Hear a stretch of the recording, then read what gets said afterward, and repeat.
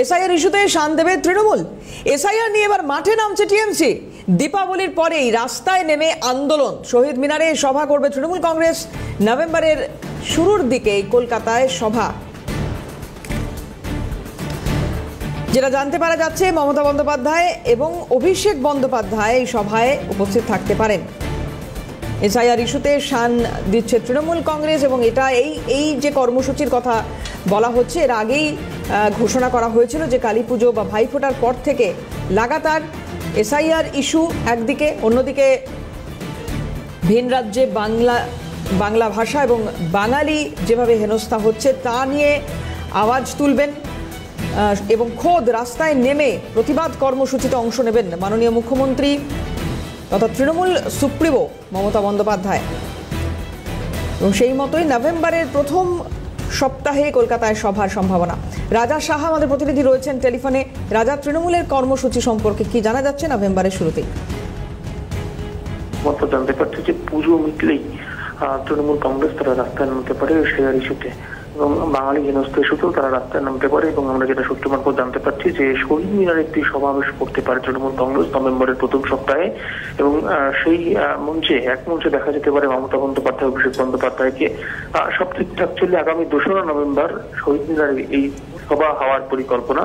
বাঙালি হেনস্থা ইস্যু এবং এসআইআর ইস্যুতে একেবারে সরাসরি রাস্তায় নামতে পারে তৃণমূল কংগ্রেস। ধন্যবাদ রাজা।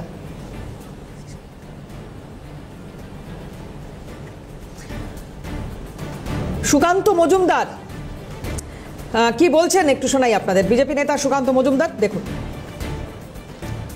স্বাভাবিক নামবেন তারা। আমরা তো জানি এসআইআর করতে নির্বাচন কমিশন যেভাবে আগ্রহী হয়েছে এবং যেভাবে এসআইআর হওয়া দরকার সেটা হলে পরে তৃণমূল কংগ্রেস 100% মমতা বন্দ্যোপাধ্যায় কনফিডেন্ট যে 100% তৃণমূল হবে। সেই জন্য এসআইআরকে বাধা দেওয়ার জন্য যা যা করার আমরাও আগামী দিনে পথে নামব। আমরা অনুপ্রবেশকারী বাংলাদেশি মুসলিম মুক্ত ভোটার লিস্ট চাই।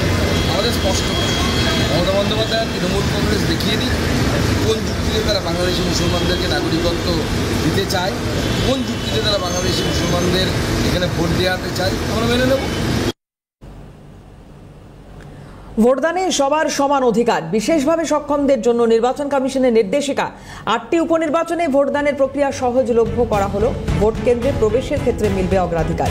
দৃষ্টিহীন ভোটারদের জন্য প্রয়োজনীয় পদক্ষেপ, ব্রেল তথ্যযুক্ত ভোটাধিকার স্লিপ প্রদানের নির্দেশ।